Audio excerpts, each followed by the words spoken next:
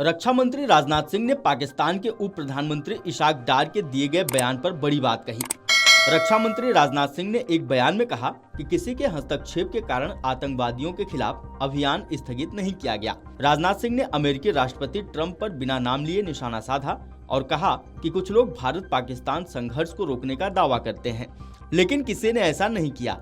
अब तो खुद पाकिस्तान के उप प्रधानमंत्री ने साफ कर दिया है कि भारत ने इसमें किसी भी तीसरे पक्ष की भूमिका को अस्वीकार कर दिया था।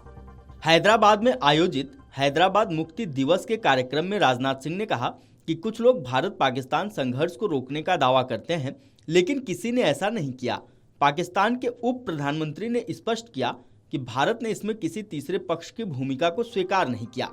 रक्षा मंत्री राजनाथ सिंह ने कहा कि किसी के हस्तक्षेप के कारण आतंकवादियों के खिलाफ अभियान स्थगित नहीं किया गया। अगर भविष्य में कोई भी आतंकवादी हमला हुआ तो ऑपरेशन सिंदूर फिर से शुरू किया जाएगा।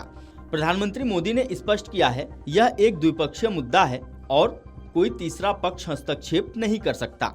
आपको बता दें कि अमेरिकी राष्ट्रपति डोनाल्ड ट्रंप कई बार दावा कर चुके हैं कि उन्होंने पहलगाम हमले के बाद हुए भारत पाकिस्तान संघर्ष में मध्यस्थता कराई थी, लेकिन भारत ने इस दावे को बार बार खारिज किया और साफ कहा कि भारत और पाकिस्तान के बीच डीजीएमओ स्तर की बातचीत के बाद संघर्ष विराम पर सहमति बनी और किसी तीसरे पक्ष की इसमें कोई भूमिका नहीं है।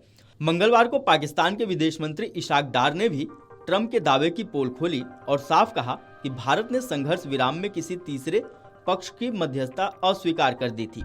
इशाक डार ने कहा कि अमेरिकी विदेश मंत्री मार्को रूबियो ने मई में भारत पाकिस्तान के बीच हुए सैन्य संघर्ष के दौरान उनसे कहा था कि भारत ने युद्ध विराम के लिए तीसरे पक्ष की मध्यस्थता से इनकार कर दिया है, क्योंकि यह दोनों देशों के बीच द्विपक्षीय मुद्दा है। हैदराबाद मुक्ति दिवस के अवसर पर राजनाथ सिंह ने ऑपरेशन पोलो को भी याद किया और कहा कि रजाकारों का आतंक लगभग पहलगाम के आतंक के समान ही था, जहां लोगों से धर्म पूछकर उन्हें मारा गया। पहलगाम में हुआ आतंकी हमला भी रजाकारों की तरफ भारत के सामाजिक सौहार्द पर प्रहार था। आज भी देश में रजाकारों के हमदर्द मौजूद हैं। मैं साफ कहना चाहता हूं, ये ही हमारे सबसे बड़े दुश्मन हैं, पर हम दृष्टि संकल्पित हैं। इस सोच, इस विचारधारा और इस मानसिकता को भारत से पूरी तरह समाप्त करेंगे। भारत की अखंडता और एकता से बड़ा कोई मूल्य नहीं है। रक्षा मंत्री ने कहा कि आज का भारत दुश्मन की आंखों में आंखें डालकर जवाब देने में सक्षम है। Video desk अमरउजाला.com।